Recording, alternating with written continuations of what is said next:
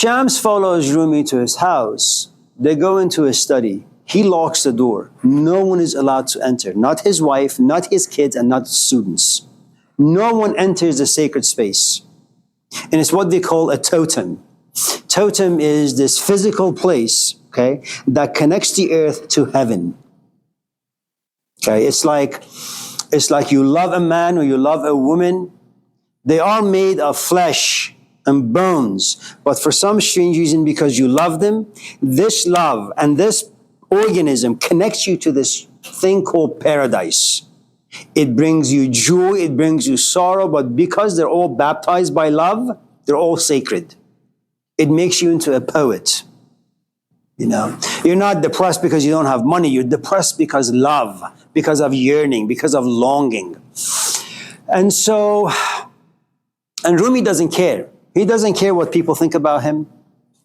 Ger murid rah ishqi fikr badnami makon. If you're a student of Sophia's love, do not worry about having lost your ambitions. Do not worry about feeling nothingness. Do not worry about depression. You're a student of love. Love is supposed, its mission is to make you nothing, so it can enter and occupy all of you. And so, remember the 10th beatitude we talked about last night? Blessed are those who are persecuted in my name. So what happens is, Shams begins to hear all these nasty things that his disciples are saying about him. That some of them were even intending of just killing him so that they could have their teacher back. So jealousy becomes of great importance. It's one of those things that you think that if you walk under the spiritual path of wisdom or Sophia, love, that you will have compassion, you will be open to all possibilities. That's not true. And I can give you first-hand experience that when the three of us were gathering for many, many years with Hussein, every time he looked at somebody and dismissed me, I wanted to get up and smack him. I would never, but I say, he would like devalue me in just an instant. And say, well, what is wrong with me? Why can't he just look at me? I've been sitting here for like 6 hours. You know, just look at me. Express that I exist. I came here for you, and you make me feel like crap.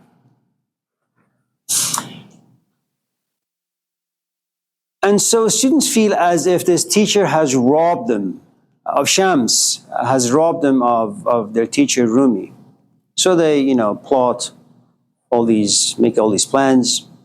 And Shams hears of this and just says, no, it's not worth it. I'm going to leave.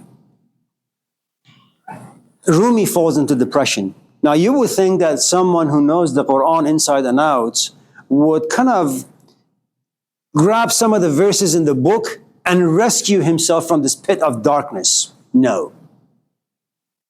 You would think that having 400, 500 students and being the son in his village, he would have one person to talk to. No. He has entered a monogamous relationship with Shams, with his teacher. There is no other.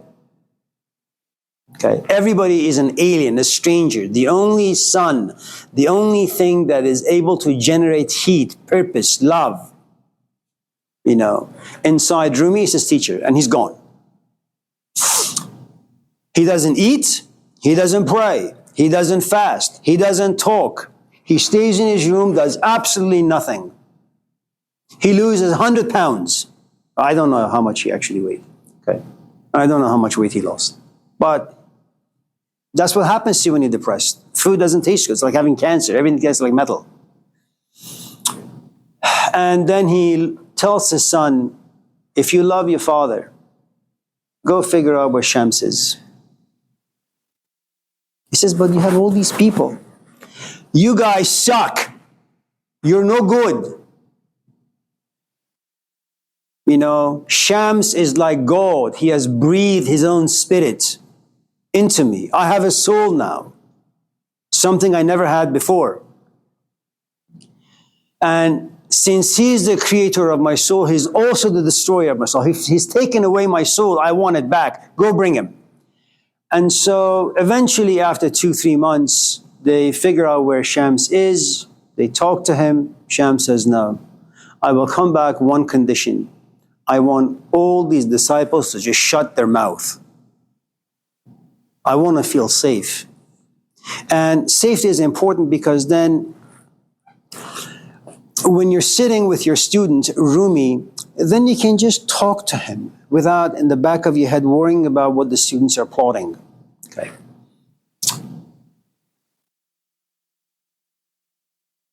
Shams comes back. Again, they go behind closed doors. They lock the door. No one is able to enter. And no one knows to this day what exactly happened behind closed doors. Okay.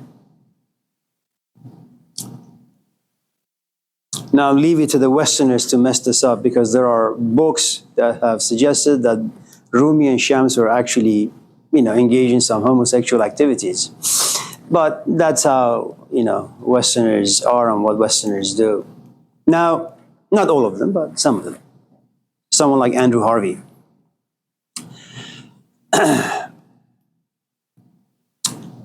After a few weeks, again, the disciples want to destroy Shams. Rumi hears of this. And this is what Rumi does. He has a daughter, a stepdaughter. You know how old she is? 12. You know how old Shams is? 60. You know what Rumi does? He looks at Shams and says, stay with me and marry my daughter. Now, I know this doesn't make sense to modern sensibilities, but it's a long tradition. It's an old, ancient tradition. And Shams says, okay. Hello, Chris. And Shams says, okay. You want to give me a daughter? I'll say.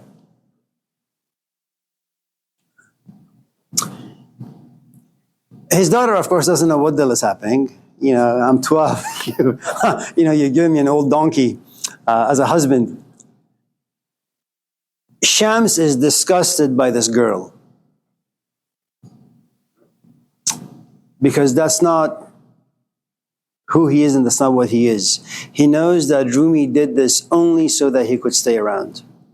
One of the things you need to know about teachers, they all come in different shapes and forms. Shams, he was hated by people. He was mean. He had schools for children. And when parents put their kids in his school, he would beat them up, say profanities to them, kick them, slap them. He was mean. And he had to leave towns every 4 or 5 days because parents would just drive him out. So for those of you in this class who imagine that teachers are supposed to be compassionate and forgiving and soft-spoken, like Eckhart Tolle, when someone asks him, so what's the nature of thought? Well, that's not how all teachers function. If you have passion inside you, if you got flame burning inside you, you're not going to be talking softly.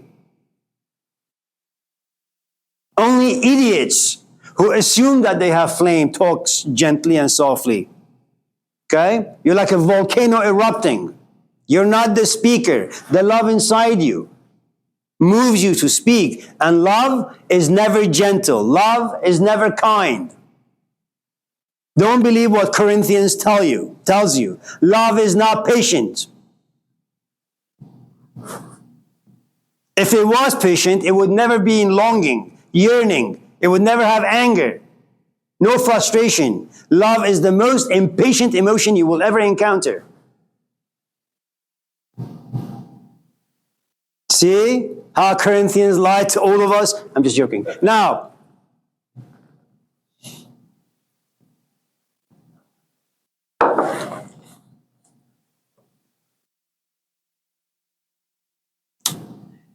the second time around, Rumi leaves. Shams leaves. Never, ever comes back. What does Rumi do with his nothingness? Because without Shams, he is nothing. What does Rumi do with having no purpose, no ambition, having no soul?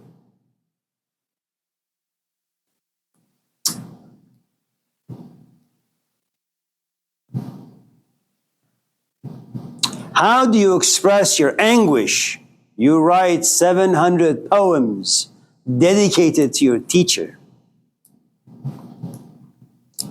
If I can't have him physically, I will have him imaginatively. I will have him spiritually. I'm not going to worship Allah. I'm going to worship my teacher. Allah didn't give me a soul. Shams did.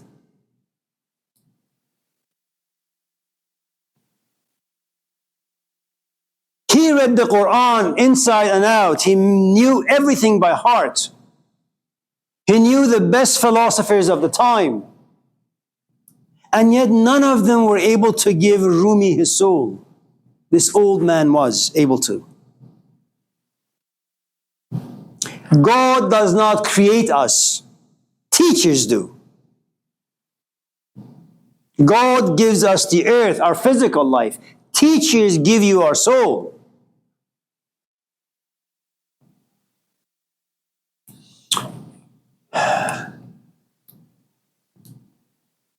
Once he was done with writing poems for his teacher, something very, very interesting happens to him. Now, remember all the while, remember the saying, the Gospel of Luke, that look at the birds, you know, they don't work, they don't save, and yet not one goes starving.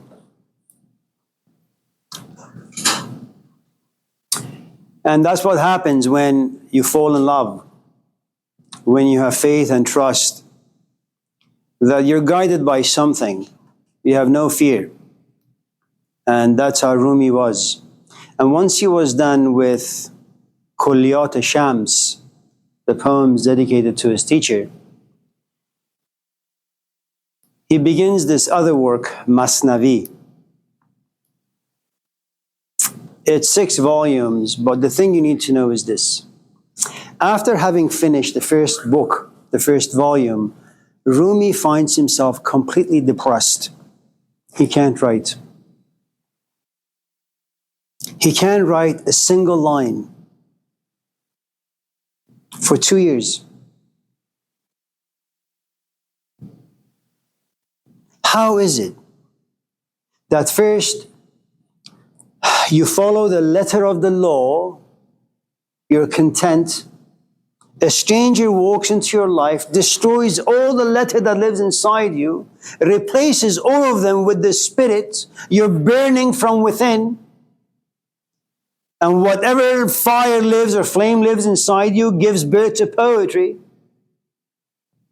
And you know what happens when you write? You write in solitude. You're all alone in your room. Those of you in this class who have ever written a passionate few lines in your journal, you know what happens. You dim the lights. You're consumed by intense emotions. Your rational ability to think about things disappears, and you just write. And that's your companion. And sometimes writing accompanies some tears, but there is no shame in them.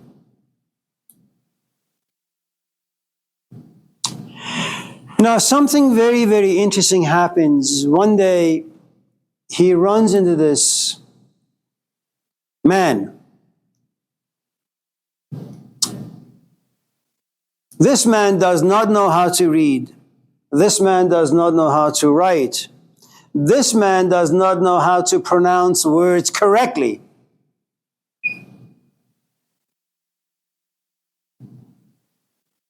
If he was an English speaker, he would probably pronounce window, widow.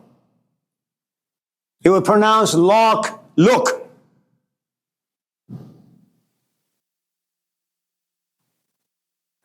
Rumi looks at this man and says, yes, his exterior looks very, very poor, but I see his interior, and his soul is as powerful as Shams.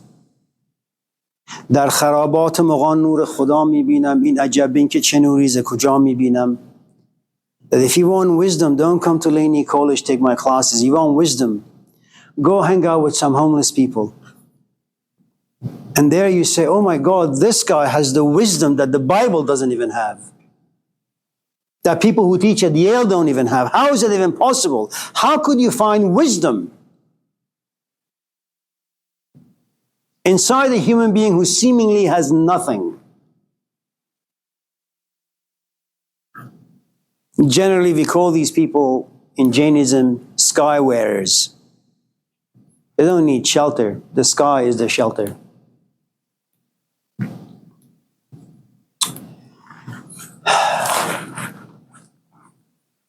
Now, all that aside,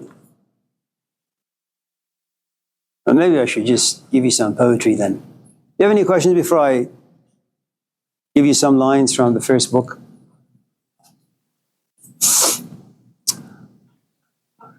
Yeah. I know. Yeah, well, let's just see how things go, if that's okay. We'll probably cover them at some point in the future.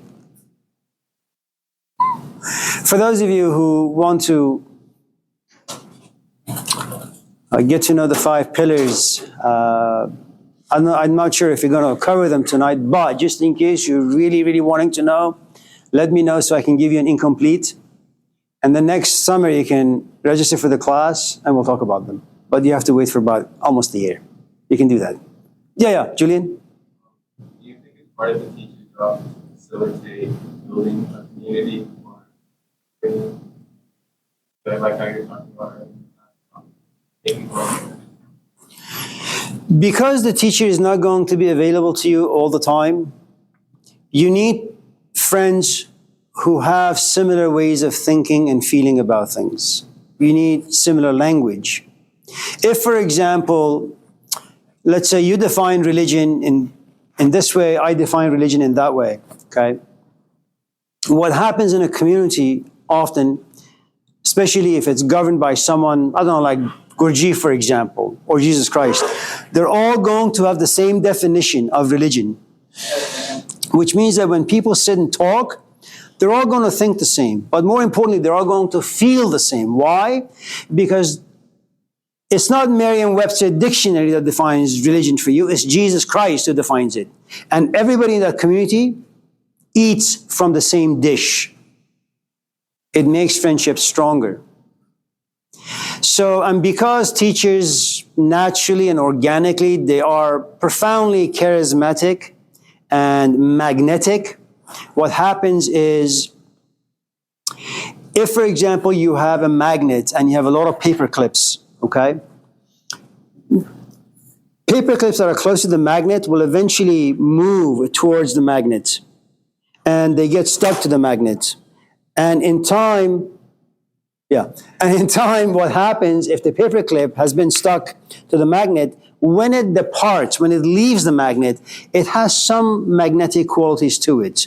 Now, it's not going to be able to pull other magnets, but something perhaps smaller, but metal quality. So what the teacher is, and that's true for anything in life. If, for example, you have seen your parents smoke, if you have seen your parents drink, well, you're not going to gravitate towards someone who doesn't. So you watch Snoop Dogg, for example, and forgive me, Snoop Dogg, if you're listening.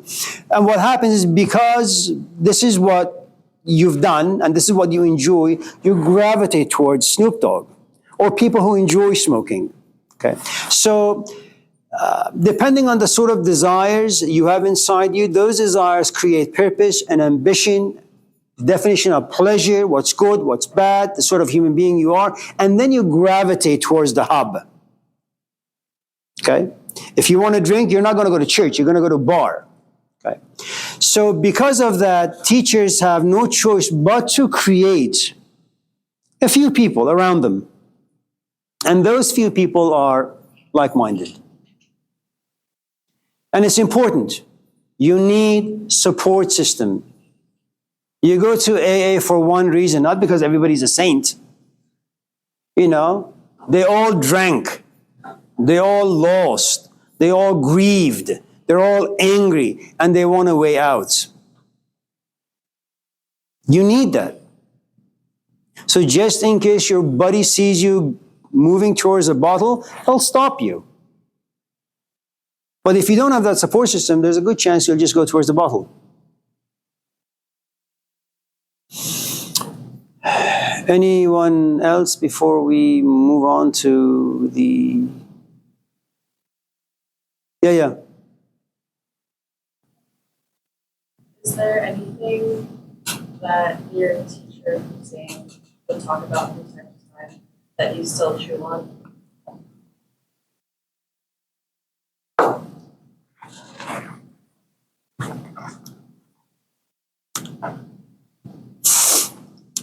Let me approach this question in a couple of ways.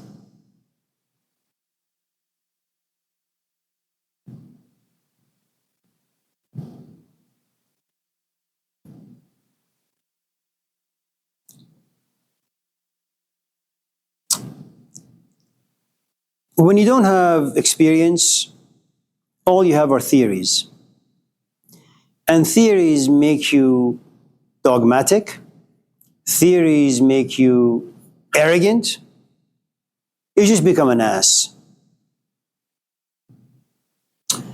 So,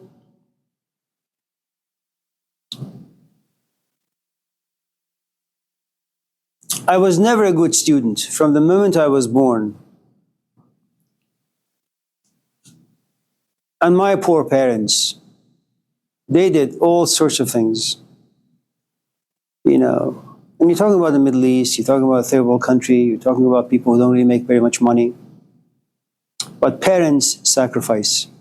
They do whatever the hell they can to make sure that their kids don't fall into this trap of, uselessness. Send you to India, send you to America. As immigrants, and being an immigrant is interesting because you leave everything behind. And it's not like you're an immigrant at the age of 5 or 6. You're 50. You have lived most of your life in your own land. The fragrance of the land and your people are inside you. And you come here. And what the hell do? You wash cars. You don't even speak English.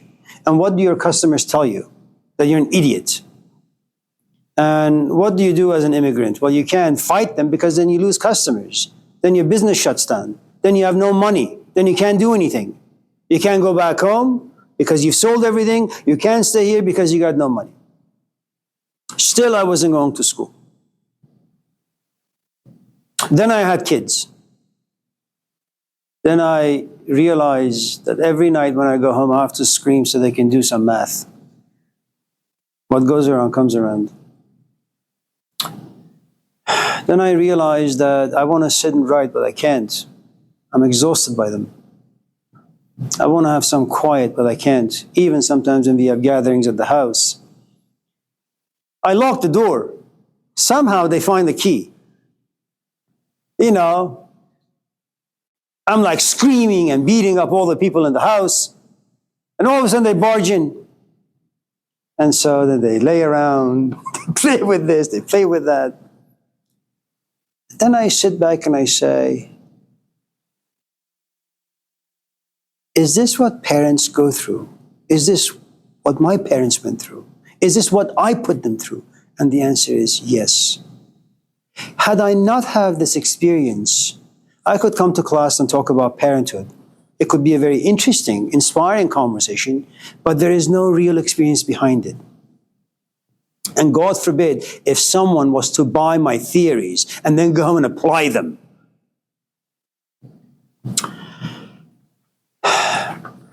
And so I make it my job once in a while to just call my parents and apologize for being a shitty human being to this day. And my dad just laughs. Now, when you talk about Hussein, or any teacher really,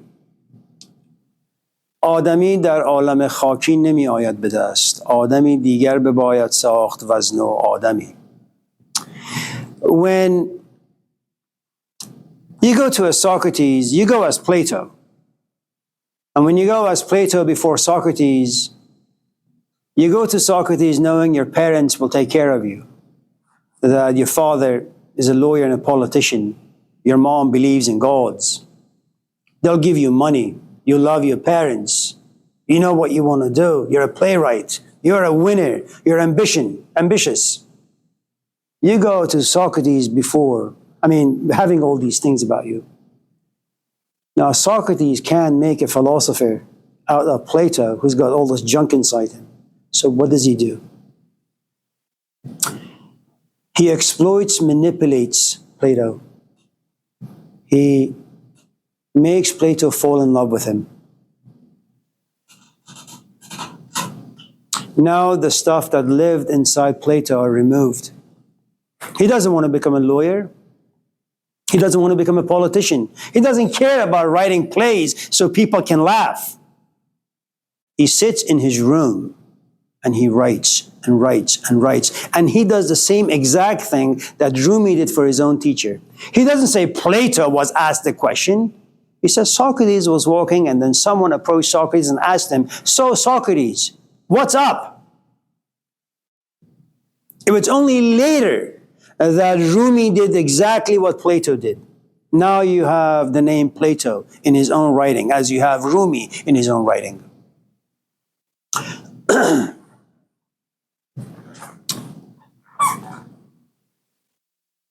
So,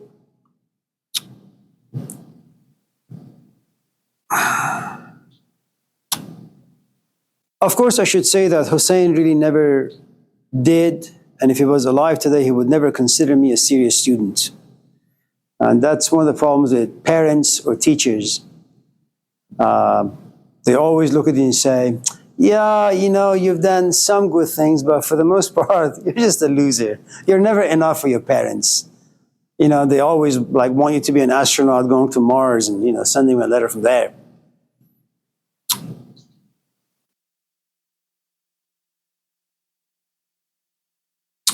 I went to Hussein confused, a confused young man. I had a good amount of envy and spite. My brother Iraj is a genius. He speaks well, he thinks well, he teaches well. He's always calm and collected. He's business-minded and rational. From the very beginning, when we went to India, he was 10. That piece of shit would light candles and study at 2 a.m. Why the hell would you wake up at 2 a.m, open your book and read? Because you want to pass a stupid test. That's who he is. And I would say, why can't I be like that? He caused me so much misery. He still does. He's taller. He's got like a six-pack. Not really, but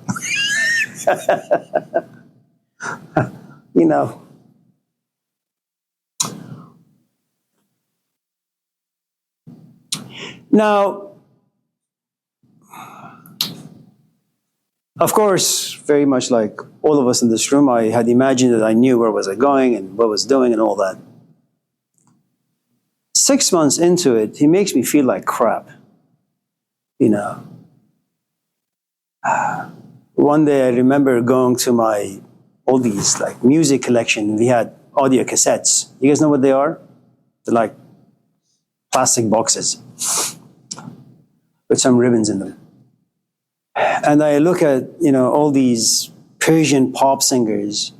And even if you're a pop singer in Persia, your voice is so sorrowful. And the lyrics are so sorrowful. So whether it's dancing music or just prayer music, you just want to sit and cry. And I said, well, I can't do pop music anymore. I'm completely depressed. You no longer engage in conversations. And so we just toss everything.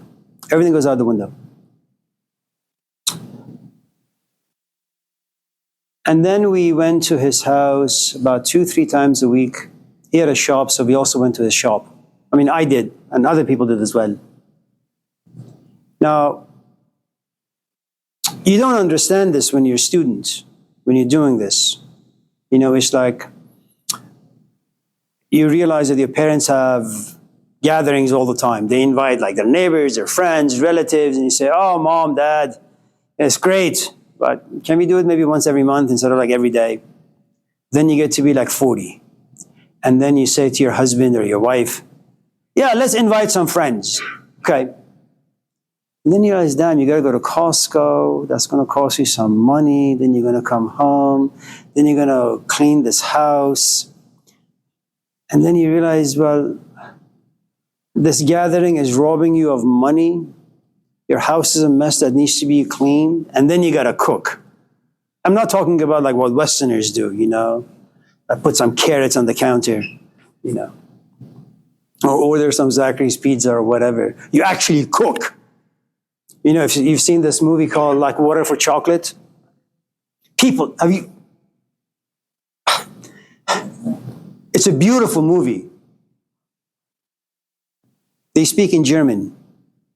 I'm just kidding, but nevertheless. And I mean, they get really, really like dirty. They just start cooking. And the entire house smells like food and you want to vomit. And then you have guests.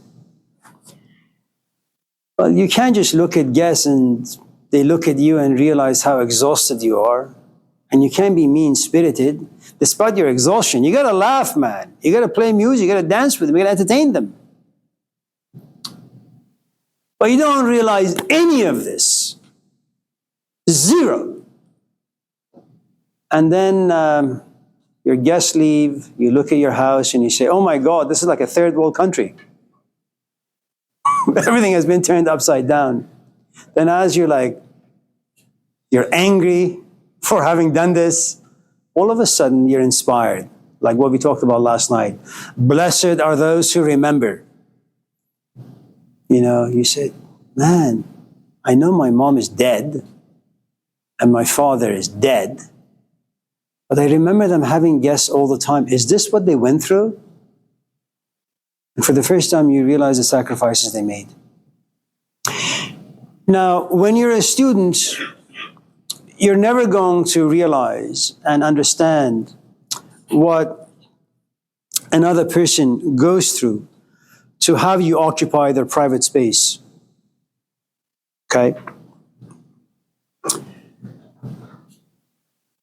His shop and his house. Now, when you work from 6 in the morning until 7 at night, you want to come home and rest. But you got me, Hussein, and Mehrdad sitting on the sofa, waiting for him to come and talk for another 5 hours. Now, time passed, and then I started teaching. But you know, when you start teaching, and the thing you need to know is the following. Hussein was not in the classroom. So he didn't create this particular ambition in us, that because Hussein is in the classroom and talking and we are being inspired by him, that's what I want to do. He didn't give us that matrix. You know, all we knew is that, well, I don't really want to have a deli. I don't want to have a Persian market. That's what he does, but I don't want to do it. But if, for example, you're sitting here and you're inspired to go teach, it's a false narrative for you. You have this imagination that's far too privileged where you are right now.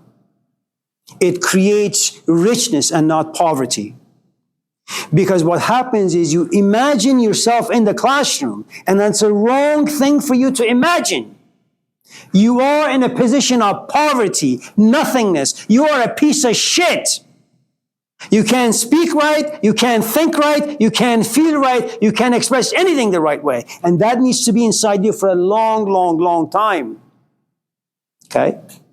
So what sometimes happens here is actually not to your benefit, if this is the path you choose to take. Now, You have all these degrees, right? And I went to school not because I loved philosophy. Well, let me fix that. I said to myself, since I'm young and my parents have a car wash, and since I work there and money really is no problem, maybe I should just go to school and do philosophy. I told Hussein, he said, philosophy? Yuck. Go make money. I said, okay, you know what? I'll do computer science and philosophy. Yeah, but focus on computer science. Eventually, I got my degrees, I went to interviews, but here's the thing you guys need to understand. If you take this stuff seriously, what happens initially is that you live on the outside. You read books out there. You have conversations out there. Who you are lives on the outside. When you take Sophia and Philo seriously, your focus and attention is no longer outward, it's inward. And because this is not a journey that takes maybe a year or 2 or 3, but decades, what happens, you just live within yourself in a very sorrowful, reflective, dark allegory of the cave. You have these degrees, you're not getting any younger, you're getting older, uglier, smellier. And then your parents say, okay, you got all these degrees, you loser, what are you going to do? And, we have customers at the car wash, and once in a while, you have all these degrees, you ask them, so working at Bank of America, what are the requirements? You can't have a job because you need at least a bachelor's degree, and, you work at the car wash. And you can't tell them, listen, idiot, I got all these degrees, And so you apply for positions, but here is what happens. You have lived inside yourself, within yourself for so many decades that when people tell us about yourself, and that's the first thing, what makes you qualified for this stupid position? So for those of you in this class who may one day apply to any job, the first question on the list that you're going to be asked by this ridiculous committee is, tell us how you qualify for this position. Now, what happens is, you got to prostitute yourself. You got to sell yourself. But Sophia and wisdom have turned you into nothing. You can't talk about yourself. What am I going to say? I'm a loser? Life is too big for me to understand? I'm a puzzle to myself? I've been depressed for the 20 years? So I remember one of the questions they asked, so what book are you going to use? Well, I'm going to use Daughter of Fire. What the hell is that? Well, it's about this woman who went to India. This is a humanities class, classical humanities, Stone Age to Renaissance. Who the hell is Irina Tweedy? Now, you have all these degrees. Interview after interview, you get rejected. Now, you were depressed going into the interview. When they tell you get lost, you get even more depressed. You say, man, Jesus was right. The birds have the trees, the sky. The foxes have the earth. But human beings have no place to rest their heads. I read books, they don't give me comfort. I get married, that doesn't give me comfort. I have friends, they're losers, they don't give me comfort. There is no place I can go where I can have a self-image that I enjoy. And eventually, I realized that, after a while, you just just don't give a shit after a while. So, and that's the thing. That's the real indication of nothingness. You go to an interview, you say, so what makes you qualify for this position? I'm not qualified. Can you explain that? No. Well, how are you going to deal with plagiarism? Plagiarism? Are you kidding? Every one of you sitting here in this committee, you're filled with other people's ideas. We live by plagiarism. What, you want me to tell students to write things of their own stuff. They're like these 18-year-old idiots. What can they write? And then lo and behold, you get a call. We'd like you to come in for the second interview. Really? I spend like 5 hours offending every single one of you, and yet you want me? So you get the job. Now, your nothingness goes away because now your students give you this illusion that you are something. That just because you've read a couple of books, and just because you're able to memorize some information, and just because you're a little animated, and you're able to express yourself relatively articulately, and just because a couple of people come to your office, you say, yes, I know a thing or two, you know. And then you get drunk. So much so that when you have gatherings and your teacher says a couple of things, you say, no, Hussein, you are wrong. Ooh, you're really messed up now. You know, yeah. You know, he was the salt, you know. And for those of you who don't know the metaphor, there were no fridges. So what used to happen, you like kill a goat and you bury it under an avalanche of salt, and it keeps the meat fresh for a while. And so what you have is people like Jesus or Lao Tzu or Malcolm X. These are the salts that for human beings to once again be skinned and be protected by, you know, social and political contaminants. The teachings of your teachers are like salt. You know, they're on you and they will kind of protect you. And so time passed. And then as I began to have gatherings of my own, I realized that the people who come to the house ask questions that I used to ask. And the things that I now say are the things that Hussein used to say. And it took me about 30 years to ultimately come to realize that, to kind of go back in time and understand all the things that he had done. But I was never in the proper stage to be able to go back, to observe, to understand and to learn. You know.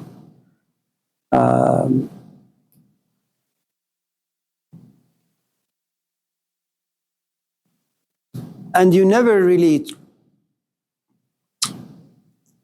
when you house someone for about 10 years and then they leave you, you have created this intense relationship with someone. And in as much as we like to say that teachers have students and then the students leave, the truth is, whenever a student leaves, they take a big chunk of the teacher with them. You know, if you've seen, what's that movie? Harry Potter. So Harry Potter, who's that evil guy? Voldemort. So what you have Voldemort is like have these 7 like things. And every time one of these 7 components like die or gets killed, part of him gets destroyed. So what happened, and it's not something you understand. It's not, I mean, I may be able to kind of say all the stuff, but you're just like hearing without truly feeling and understanding the immensity of it. That you've had a man who's been worshipped for about 10, 15 years by the 3 of us. You've had a man who created a community, who has been the center of these environments for all these years, and then Hussein leaves, and then Mehrdad leaves, and then I leave, and then he sits. Now what happens is we made him rich, he made us rich, but by us departing, he falls into poverty. There is no one to talk to. There is no one who's going to worship him. And all the people, and granted, you know, as you get older, everything about you begins to change. You don't want to be around people anymore.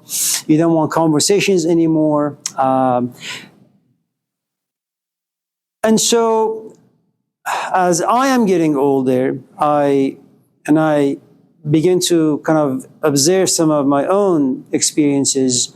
I begin to appreciate, all the people who have entered into my life. And the amount of toll that it takes on them, whether you're a parent, whether you're a boyfriend or a girlfriend, if any of you in this class have ever fallen in love or care for something, the very fact that you care, you have no choice but to make sacrifices. And